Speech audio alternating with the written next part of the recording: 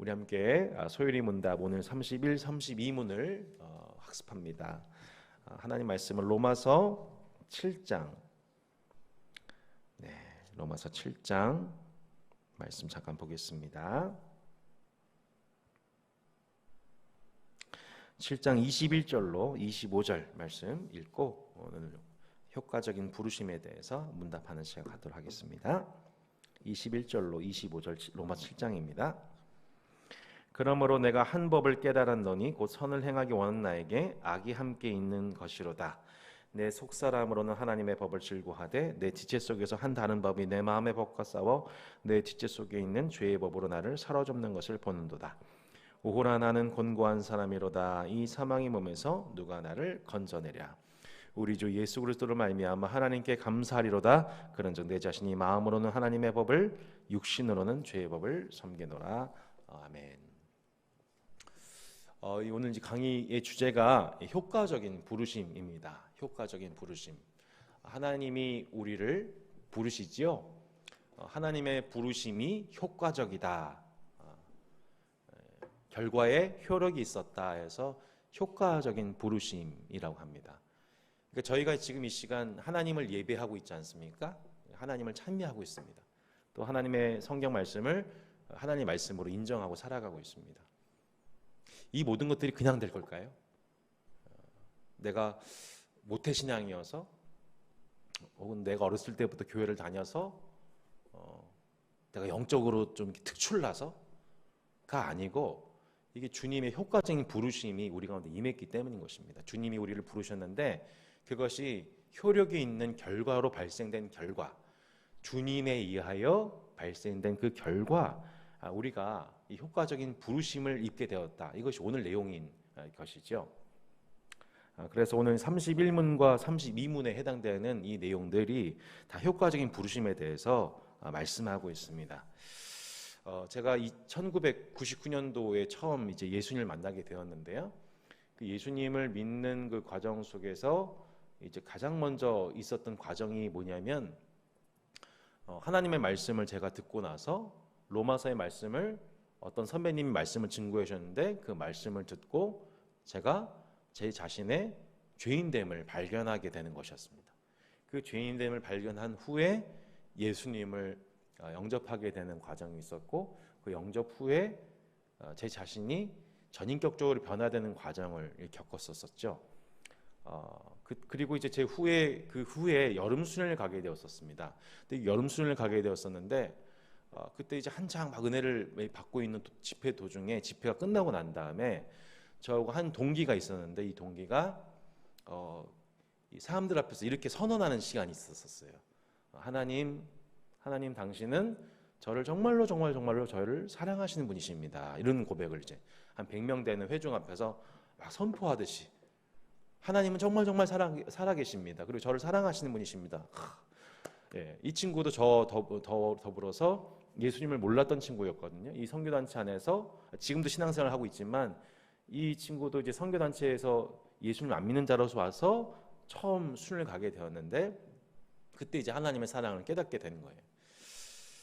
5년 뒤에 또 그 수련회가 있었는데 그 수련회에 이제 저는 이제 조장으로 참여를 하게 되었죠. 조장을 참여하게 되었는데 이제 GBS 하나님 말씀을 함께 그룹 간에 나누는 시간이 있었습니다. 이 친구하고 나누는데 아주 복음 본질적인 내용이었습니다.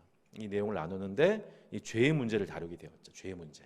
인간이 모두 죄인이며 인간은 죄로 말미암아 비참함, 인생의 비참함을 경험하고 있다. 이 내용이었습니다. 근데 이 내용을 이제 계속 이틀 동안 전하고 이 친구가 이제 조금씩 죄의 문제에 대해서 인식을 하기 시작하는 것이죠. 그때 이제 저와 몇 선배들이 함께 금식 기도를 이제 시작을 하고 이 친구의 회심을 위해서 기도를 했었습니다.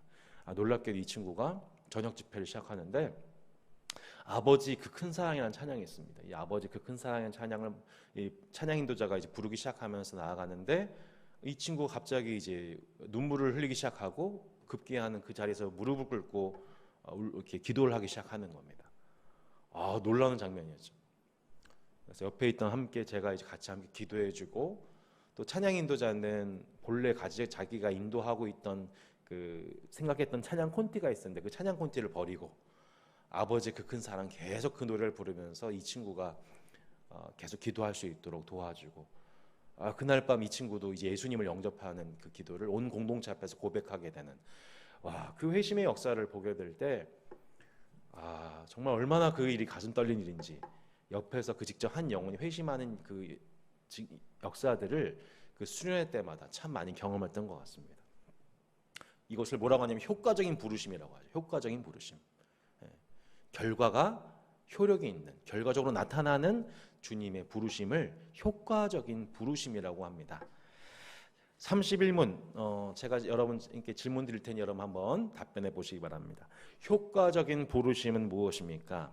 효과적인 부르심은 하나님의 성품이 하신 역사로서 우리의 죄와 비참의 상태를 깨닫게 하고 우리의 지성을 밝혀 그리스도를 알게 하며 우리 의지를 새롭게 하고 우리를 설득하여 복음 안에서 값없이 주시는 예수 그리스도를 영접할 수 있게 하는 것입니다. 네, 이렇게 나와 있죠. 우리의 효과적인 부르심은 하나님의 성품이, 하나님의 사랑과 공의의 성품이 하신 역사라는 것입니다. 우리의 죄와 비참의 상태를 깨닫게 하신대요. 그래서 우리의 지성을 밝혀서 그리스도를 알게 합니다. 우리 의지를 새롭게 하고 우리를 설득해서 복음 안에서 값없이 주어진 예수님을 영접할 수 있게 하는 것입니다. 이걸 굳이 비유한다면 이런 거죠. 나는 건강한 줄 알았습니다. 건강한 줄 알았는데 어느 날 건강 검진을 했습니다. 검진을 했는데 뭐가 발견되는 거예요. 생각하지도 못했던 내 안에 초기 암이 발견되는 거예요. 나도 알지 못했던 내 속에 몸에 혹이 자라나고 있다는 걸 알게 되는 거예요. 용종이 있다는 걸 발견하게 되는 거예요. 깜짝 놀라게 되는 거죠. 내가 이대로 가면은 이걸 그대로 뒀다가는 내가 얼마가 죽게 된다는 충격적인 사실을 알게 되는 거예요. 그걸 알게 되면 어떻게 될까요? 내가 지금 건강한 사람이 아니었구나. 나는 건강하지 않구나. 나는 관리가 필요하구나. 혹은 치료가 필요하구나. 혹은 수술이 필요하구나. 새로운 삶의 습관이 필요하구나라는 것을 어떻게 되는 거예요? 지성적으로 깨닫게 되고 정서적으로 느끼게 되고 의지적으로 새로워지게 되는 거죠. 그것을 통하여서 어떻게 됩니까? 건강을 회복하게 되는 것입니다. 마찬가지인 거죠. 우리가 복음을 알기 전에는 내가 의인이라고 생각합니다. 내가 아무 죄가 없는 사람이다. 난 썩 괜찮은 사람이다 라고 생각을 합니다. 내 인생이 이만큼 먹고 살고 있으니 부족함이 없다 라고 생각하는 것이죠. 성공적인 삶을 살아야 하는 것이야말로 내 인생의 유일한 목적이라고 생각합니다. 근데 어느 날 하나님 말씀을 듣게 되고 복음 전도자의 말을 듣게 되었을 때 혹은 성경 말씀을 개인적으로 보게 되었을 때 뭐를 알게 됩니까? 나의 인생의 비참함, 인간의 비참함이 무엇인지를 어렴풋이 알게 됩니다. 아까 사도 바울이 뭐라고 고백하고 있습니까? 사도 바울이 7장에서 뭐라고 고백했냐면 나에게 선을 행하기 원하는 나에게 악이 있다는 것을 발견하는 거죠. 24절에 오호라 나는 곤고한 사람이로다. 이 사망의 몸에서 누가 나를 건져내랴. 인간이라는 존재가 곤고한 존재라는 것을, 영적으로 곤고한 자라는 것에 대해서 깨닫게 되는 것입니다. 사도 바울이 이것을 고백하고 있죠. 그래서 사도 바울의 그 고백을 보면 전평생에 걸쳐서 자신이 인간으로서 인생으로서 얼마나 비참한 인간인지를 늘 고백하게 되는 것을 저희가 보게 됩니다. 이렇게 하나님의 성품이 하시는 역사, 하나님의 성품이 하시는 역사는 뭐냐면 첫 번째가 뭐예요? 우리의 죄와 비참의 상태를 깨닫게 하신다는 것입니다. 우리 1번에 보시면 이렇게 나와 있죠. 중생의 역사, 효과적인 부르심은 예수님을 받아들이도록 우리를 설득하시어 받아들이게 하신 성령의 역사입니다. 우리가 왜 예수님을 영접해야 되는지, 왜 예수님을 우리가 받아야 되는지, 왜 예수님 믿어야 되는지 우리가 이 과정 속에서 필연적으로 있었던 역사가 뭘까요? 예수님이 필요하지 않은데 왜 예수님을 받아들이겠어요? 왜 예수님을 나의 구원자라고, 예수님이 나의 치료자라고 고백하겠습니까? 내가 비참함을 깨달아야 되는 거죠. 그 비참함을 깨닫는 첫 번째 역사, 그걸 이제 중생의 역사라고 하는데 그 중생의 역사가 어떻게 일어나는지 한번 보십시오. 사도행전 2장 37절에 보시면 이렇게 나옵니다. 사도행전 2장 37절에 이렇게 나옵니다. 같이 한번 읽어보겠습니다. 그들이 이 말을 듣고 마음에 찔려 베드로와 다른 사람들에게 물어 이르되 형제들아 우리가 어찌할꼬 하거늘. 자, 36절에도 보면 이렇게 나와 있죠. 그런즉 이스라엘 온 집은 확실히 알지니 너희가 십자가에 못 박은 예수를 하나님이 주와 그리스도가 되게 하셨느니라라고 하는 이 베드로와 사도들의 복음 전도를 듣고서 이들이 뭐라고 합니까? 마음에 찔렸다라고 얘기합니다. 아, 우리가 십자가에 예수님을, 하나님이 우리를 구원하시기에 보내신 예수님을 우리가 십자가에 못 박아 죽게 했구나. 우리가 중죄인이구나. 형제 우리가 어찌할꼬라고 자신의 인생의 비참함을 납득이 된 것입니다. 아, 내가 잘못했구나. 내가 죄인이구나. 우리가 하나님이 보내신 구원의 역사를 방해했구나. 그것을 깨닫고 형제들아 우리가 어찌할꼬. 이렇게 성령의 첫 번째 역사는 뭐냐면 우리가 죄인이구라는 것을 깨닫게 하신다는 것입니다. 우리 사도행전 16장에도 보면은 그 빌립보의 간수가 이렇게 고백하잖아요. 간수가 선생들이여 내가 어떻게 하여야 구원을 얻으리까? 네, 그 병원에서 자신의 암 진단을 받은 환자가 선생님 제가 어떻게 하면 제가 나을 수 있나요? 라고 물어보듯이 선생님 제가 어떻게 하면 구원을 받을 수 있겠습니까? 이것이 중생케 하신 성령의 효과적인 부르심을 입게 되는 그 신자, 예비 신자 가운데 나타나는 놀라운 현상이라는 것입니다. 전형적인 현상이라는 것이죠. 그래서 죄의 비참함을 깨닫게 된 그 신자는 어떠한 이 정서적인 변화가 나타납니까? 그 정서적인 변화가 그 옆에 있는 구절이죠. 마태복음 5장 3절로 6절인데 4절까지만 보시면 됩니다. 자, 어떤 정서적인 변화가 나타납니까? 거듭나게 된 사람들이 놀랍게도 어떤 심령을 경험하게 됩니까? 심정과 정서가, 내면의 정서가 바뀌게 됩니다. 스스로를 되게 높게 생각하고 교만해져 있던 그 인간이 죄의 비참함을 깨닫고 어떻게 돼요? 심령이 가난해집니다. 심령이 가난한 자는 복이 있나니 천국이 저들의 것이며 라고 이제 말씀하고 있는 것이죠. 애통하는 자는 복이 있나니 저희가 위로를 얻을 것이며 예수님 말씀하시죠. 그러니까 가장 먼저 우리가 회심하게 되었을 때 경험하게 되는 신자의 내면의 변화가 뭐냐면 심령의 가난함입니다. 늘 인생 가운데서 나는 물질의 가난함이 문제야라고 생각했던 그 사람이 중생케 하시는 성령의 역사를 효과적인 부르심을 입게 되면은 나타나는 변화가 뭐냐면 내 인생의 진짜 문제는 돈의 문제가 아니라 내 인생의 진짜 문제는 하나님이 없는 문제야. 내 인생의 진짜 문제는 하나님의 진리를 알지 못하는 문제야. 나는 하나님이 필요해. 나는 하나님의 진리가 필요해. 하나님의 은혜가 필요해. 하나님의 인도하심이 필요해. 하나님의 축복이 필요해라고 하나님께 갈급해지게 되는 놀라운 이 중생케 하신 역사가 나타나는 겁니다. 그래서 실제 거듭나게 된 사람들은 한번 나는 예수님이 살아계십니다. 예수님 저를 사랑하세요라고 고백하고 끝나는 게 아니라 영속적으로 영원토록 그분에 대한 갈급함을 가지고 살아가게 되는 것입니다. 은혜에 대한 은혜를 늘 구하는 거제의 심정으로 하나님 그분께 대한 갈급함으로 살아가게 되는 것, 자신의 죄에 대한 인생의 비참함으로 인한 애통함으로 살아가게 되는 것이죠. 이것이 중생한 자에게 나타나는 아주 명백한 정서적 변화인 것입니다. 두 번째는 무엇입니까? 마음을 밝혀 그리스도를 알게 하시는 것, 이것이 효과적인 부르심의 두 번째 단계라고 볼 수 있습니다.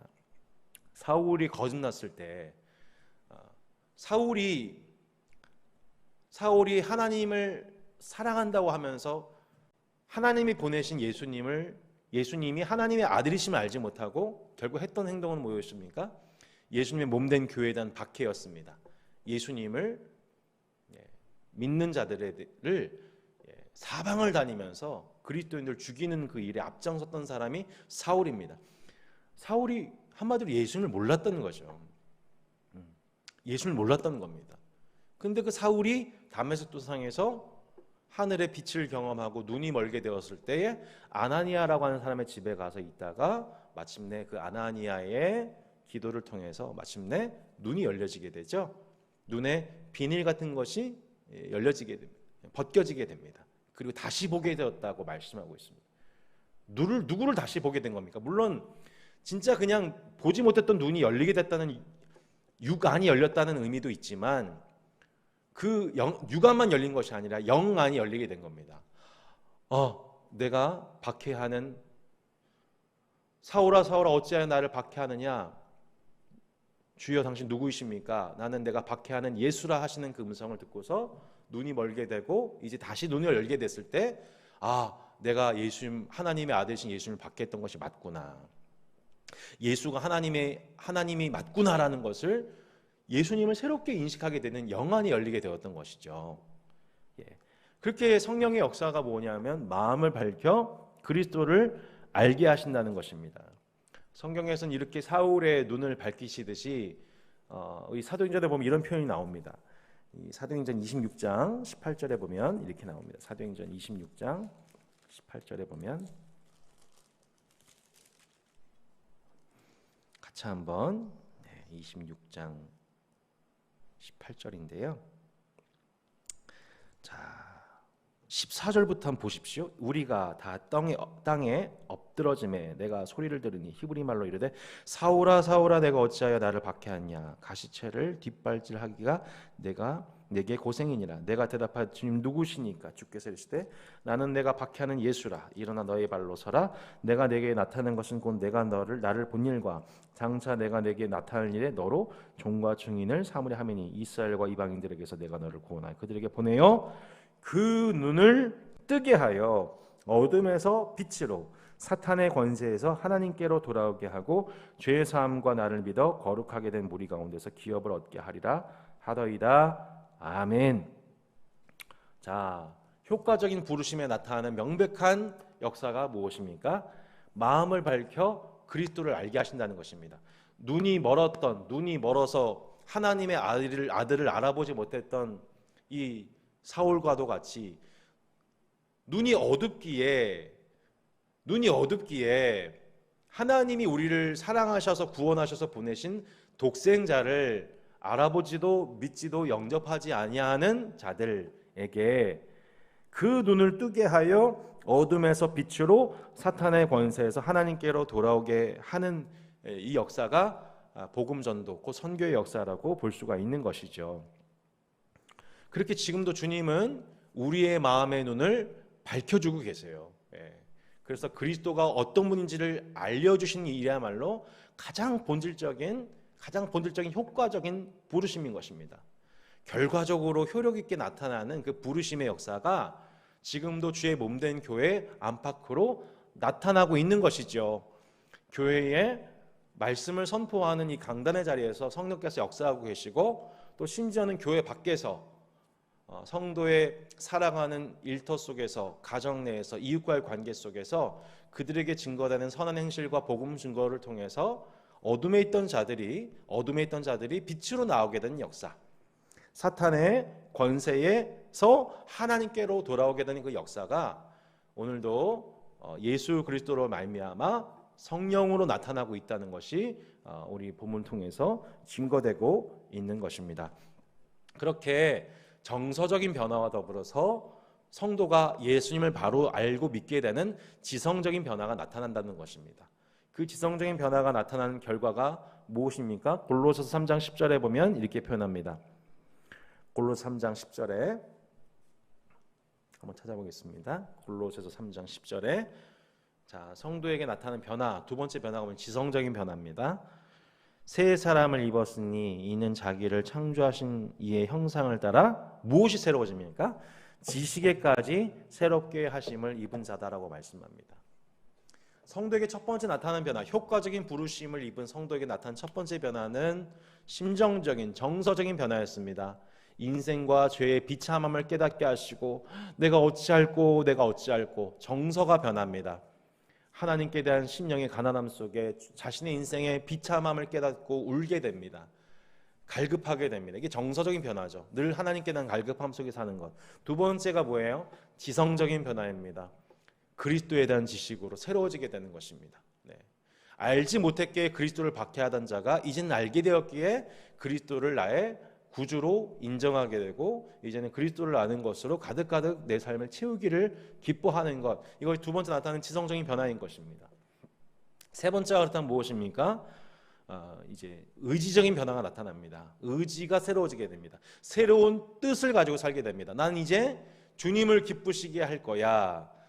나를 기쁘게 하는 삶이 아니라 세상의 기준 따라 살는 것이 아니라 하나님 나라의 기준에 따라 살 거야. 그분을 기쁘시게 하기 위해서 살아갈 거야라고 하는 이 결단의 방향성이 초점이 새로워지게 되는 것이죠.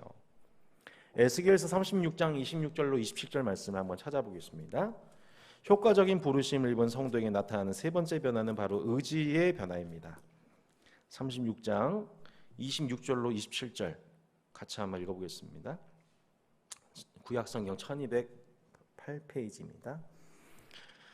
26, 27절입니다. 또 새 영을 너희 속에 두고 새 마음을 너희에게 주되 너희 육신에서 굳은 마음을 제거하고 부드러운 마음을 줄 것이며 또 내 영을 너희 속에 두어 너희로 내 율례를 행하게 하리니 너희가 내 규례를 지켜 행할지라. 아멘. 자, 우리 이 중생을 경험하게 된 효과적인 부르심을 입게 된 성도에게 나타나는 명백한 은혜가 무엇입니까? 단순히 예수님을 믿을 뿐만 아니라 이제는 예수님을 따르게 하십니다. 예수님을 머리로만 믿는 것이 아니라 예수님의 모습을 닮아가게 하십니다. 어떻게 그 일이 가능할까요?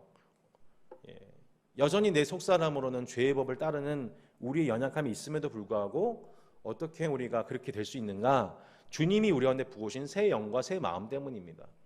주님이 우리 가운데 새 영, 곧 성령을 부어주셔서 이제는 성령님이 우리 안에 주재하심으로 이제는 성령님이 원하시는 그 뜻을 쫓아 성도가 그것에 동의하고 살아갈 수 있는 새로운 의지와 마음의 작용을 허락하셨다라고 말씀하는 것입니다. 그래서 예수님 믿고 성령이 들어오시게 된 효과적인 부르심을 입게 된 성도 안에서 놀라운 삶의 변화가 나타나게 됩니다. 예전에 삶의 인생의 목적이 나와 세상에 있었다면 이제는 하나님과 그리스도, 성령을 따라 행하는 삶으로 우리 초점이 바뀌어지게 되는 것이고 때로는 우리가 연약하여서 다시 예전 길로 갈라 하더라도 다시 계속 그 길로 갈 수가 없습니다. 우리 안에 계신 성령님이 계속해서 새 영과 새 마음을 부어주시고 때로는 회개케 하시고 책망케 하시고 징계하셔서 마침내 우리가 그 새 영과 새 마음이 원하는 방향으로 우리의 의지가 계속해서 작용되도록 주님은 우리를 끝까지 우리를 견고케 하시는 은혜를 입은 자, 이것이 성도의 부름받은 성도의 은혜인 것입니다. 그 의지를 새 영과 새 마음을 받게 된 성도들의 삶에서 나타나는 놀라운 삶의 변화가 무엇입니까? 그것을 시편 110편 5절에서 이렇게 말씀합니다. 110편 5절이 아니라 3절입니다. 3절에 보시면 이렇게 나왔습니다. 5절이 아니라 3절로 수정하겠습니다. 시편 110편 3절에 보시면 이렇게 나옵니다. 주의 권능의 날에 주의 백성이 거룩한 옷을 입고 즐거이 헌신하니 새벽의 실 같은 주의 청년들이 주께 나오는도다. 아멘. 하나님께로 부름받은 자들은 억지로 내 삶을 이제는 내 삶의 주인이 하나님이시니 억지로 순종할 수밖에 없습니다의 태도를 넘어서 물론 소극적으로는 그렇죠. 내 삶의 주인이 하나님이시구나. 내가 때로는 싫지만 이걸 인정하기 어렵지만 하나님이 내 주인 맞지라고 이렇게 수동적으로 순종하기도 하죠. 하지만 그 수동적인 순종을 넘어서 진짜로 이 의지가 새 영과 새 마음이 부어져서 충만케 된 성도들에 나타나는 놀라운 역사가 뭡니까? 하나님을 즐겁게 따르는 겁니다. 즐겁게 헌신하는 것입니다. 즐거이 주님을 따르는 것이죠. 성도 여러분, 우리가 주님을 섬긴다면 수동적으로 주님을 섬기는 것을 넘어, 그것도 훌륭한 믿음일 수 있지만 그것을 넘어 즐거이 주님께 헌신하는 여러분 되시기를 바랍니다. 순종하는 일이 여러분의 인생의 가장 큰 즐거움이 되기를 바랍니다. 어떻게 하면 오늘 하루 삶 속에서 하나님을 기쁘시게 할 수 있을까? 이 일을 묵상하고 이것에 도전하고 순종하는 것, 그 자체가 성도에게 가장 큰 즐거움인 것이죠.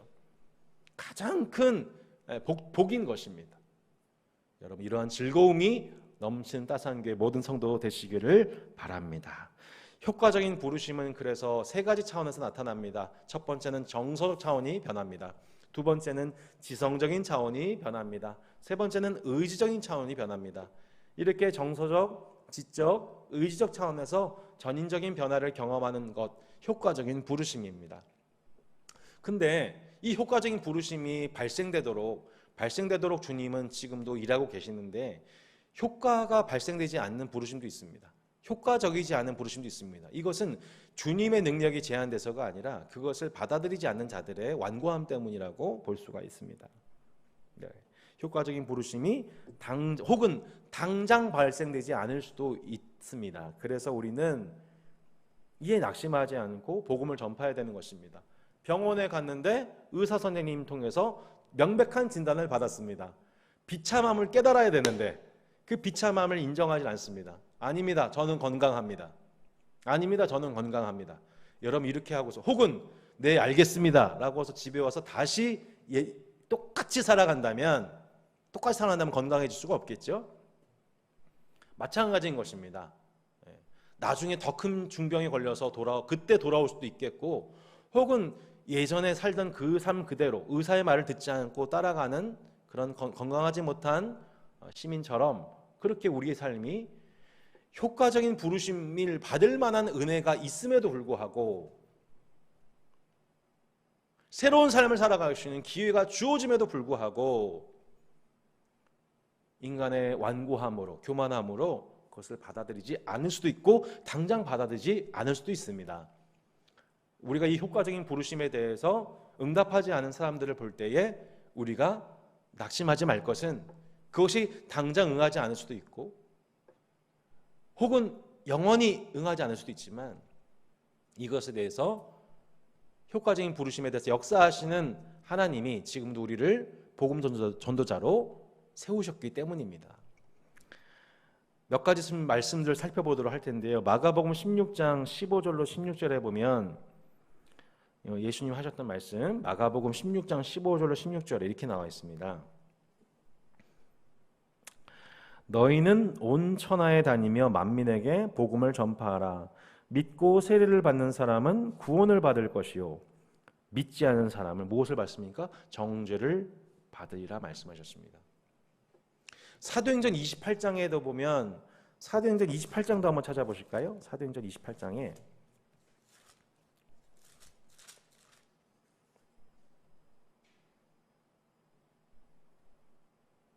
28장 23절 24절 이렇게 나오죠. 그들이 날짜를 정하고 그가 유숙하는 집에 많이 오니 바울이 아침부터 저녁까지 강론하여 하나님 나라를 증언하고 모세 율법과 선지자의 말을 가지고 예수에 대하여 권하더라. 그 말을 뭐라고 했습니까? 믿는 사람도 있고 믿지 아니한 사람도 있어. 서로 맞지 아니하 흩어질 때에 바울이 한 말로 이르되 성령이 선지 이스라엘 통하여 너희 조상들에게 말씀하신 것이 옳도다 라고 말씀합니다. 하지만 사도 바울은 30절 31절 보십시오. 바울이 온 이태를 자기 셋집에 머물면서 자기에게 오는 사람을 다 영접하고 하나님의 나라를 전파하며 주 예수를 때 관한 모든 것을 담대하게 거침없이 가르치더라. 아멘. 아멘. 믿는 자도 있고 믿지 아니한 자도 있죠. 자, 우리는 무엇을 기뻐해야 됩니까? 믿는 자가 있다는 것을 기뻐해야 되죠. 믿지 않은 자로 인해서 낙심할 겨를이 없습니다. 거침없이 더 담대하게 사도 바울은 복음을 증거할 것처럼 여러분 혹시 당장 믿지 않거나 오랜 기간 믿지 않은 그런 전도 대상자가 있을지라도 여러분 담대하게 또 다른 이에게 믿을 이에게 예비하셨음을 믿고 복음을 전파하는 교회와 각 성도가 되어야 함을 믿습니다. 아멘. 마태복음 22장 14절에도 보면 예수님도 말씀하셨어요. 잔치에 청함을 받은 사람은 많아요. 하지만 택함 받은 사람은 적습니다. 청함을 받은 사람은 많은데 택함 받은 사람은 적습니다. 우린 다 그렇게 천국에 들어올 수 있는 그런 잔치, 그 기회를 제공하는 역할은 우리가 해야 됩니다. 복음을 들을 수 있는 기회, 다산 신도시의 모든 영혼들이 복음을 들을 수 있는 기회를 제공하는 것은 교회의 역할이고 또 그들을 선택하셔서 그들을 구원하신 것도 하나님의 역사입니다. 하지만 그런 효과적인 부르심에 발생되는 일이 있을 수도 있고 효과적이지 않은 일이 발생될 수도 있는데 우리는 그것에 낙심하는 것이 아니라 더 거침없이 복음을 전파해야 하는 것이죠. 결론, 오늘 말씀의 결론 디모데후서 4장 3절로 5절 말씀이라고 볼 수 있을 것 같습니다. 디모데후서 마지막으로 디모데후서 4장 3절로 5절의 말씀을 보겠습니다. 신약성경 346페이지입니다. 디모데후서 4장 3절로 5절입니다. 같이 읽겠습니다. 때가 이르리니 사람이 바른 교훈을 받지 아니하며 귀가 가려워서 자기의 사욕을 따를 스승을 많이 두고 또 그 귀를 진리에서 돌이켜 허탄한 이야기를 따르리라. 그러나 너는 모든 일에 신중하여 고난을 받으며 전도자의 일을 하며 내 직무를 다하라. 아멘. 전제와 같이 내가 벌써 부어지고 나의 떠날 시각이 가까웠도다. 나는 선한 싸움을 싸우고 나의 달려갈 길을 마치고 믿음을 지켰으니 이제 후로는 나를 위하여 의의 면류관이 예비되었으므로 주 곧 의로우신 재판장이 그날에 내게 주실 것이며 내게만 아니라 주의 나타나심을 사모하는 모든 자에게 도니라. 아멘. 지난주에 이어서 또 어제도 제가 장례식장을 한 군데 다녀오게 되었습니다. 고 이성주 목사님의 장례였습니다. 72세의 나이로 급작스럽게 소천을 하셨습니다. 제가 사랑하는 친구 동료 목사님이신 이기용 목사님의 아버님이시죠. 한평생 교회를 개척하시고 또 복음 전도자의 삶을 사셨던 분이십니다. 얼마나 충성되고 우직하신지 그 인상만 봐도, 그 성품만 봐도 정말 한결같이 갈렙처럼 하나님을 섬기신 분이십니다. 근데 이분이 급성 이제 심근 경색으로 급작성 소천을 하시게 되었습니다. 본래 건강하셨던 분이기 때문에 가족들 중에서 아무도 이를 예상한 사람이 없었었죠. 근데 이분이 이제 돌아가시기 전에 약 한 달 정도의 불면증에 시달리시다가 이제 이런 말씀을 나누신 겁니다. 나도 쉬고 싶다. 쉬고 싶다. 주님 품에 쉬고 싶다. 지난주 장로님, 소천하신 장로님과 비슷한 맥락이었던 것 같아요. 다 그렇게 주의 종들이 한평생 주님을 위해서 섬기다가 이제는 자신의 사명이 다했음을 알고 자신의 몸에 이제 쇠약해졌음을 알고 나는 내 일 다 했다. 이제는 쉬고 싶다. 여러분 언젠가 우리도 이 고백을 할 날이 오겠죠. 언젠가 우리도 나는 이제 더 살고 싶다가 아니라 나 하나님 이제 쉬고 싶습니다. 하나님이 내게 주신 사명을 다 했습니다. 다 한 것 같습니다. 이제 주님이 불러주신 것 같습니다. 예수님 안에서 죽음이 아닌 영원한 안식의 시작으로, 영원한 생의 시작으로, 새로운 육체로서의 삶의 시작으로 받아들이면서 그 죽음을 받아들이는 성도들의 모습, 목사님과 장로의 모습을 보면서 다시 한번 마음을 가다듬게 됩니다. 사도 바울이 오늘 디모데후서에서 이 고백하고 있지 않습니까? 나의 달려갈 길 다 마치고 선한 싸움을 다 싸우고 이제 마침내 내게 남은 게 뭐냐? 인생의 끝이 아니라는 거예요. 주님이 내게 주실 면류관이 있다는 거죠. 그 면류관을 고백하면서 사도 바울이 디모데에게 뭘 얘기하고 있나요? 너는 때를 얻든지 못 얻든지 말씀을 전파해야 된다. 사람들이 귀가 가려워서 자기 사욕을 따를 스승을 많이 둔다 할지라도 너는 말씀 전파해야 된다. 너는 전도자의 그 직무를 다 감당해야 된다. 성도 여러분, 우리 삶에 있어서 각자 남아있는 시간이 얼마인지는 다 다르겠지만 그것이 몇십 년이든 10년이든 여러분 우리 삶에 남아있는 가장 효과적인 부르심을 이해하고 있는, 지금도 효과적인 부르심을 통해서 성령의 중생케 하시는 하나님의 역사가 나타나는 것을 믿는 자들이라면 여러분 우리 생에 무엇에 집중해야 되겠습니까? 우리 생에 무엇을, 어떤 기회를 살려내야 되겠습니까? 여러분 그것은 효과적인 부르심을 발생시키시는 하나님의 역사를 믿고 때를 얻든지 못 얻든지 믿든지 안 믿든지 우리가 전할 수 있을 때 복음을 전하는 것이 최고의 지혜인 줄로 믿습니다. 최고의 선택인 줄로 믿습니다. 성도 여러분, 우리 인생은 이 땅에서의 삶은 영원하지 않습니다. 절대 영원하지 않습니다. 바람과 같이 지나갑니다. 그 꽃의 아름다움도 다 쇠해질 것입니다. 그러나 하나님의 뜻을 행하는 자는 영원할 것입니다. 하나님의 뜻을 행한 자는 영원할 것입니다. 우리가 이 땅에서 후회 없는 삶을 사는 비결 무엇입니까?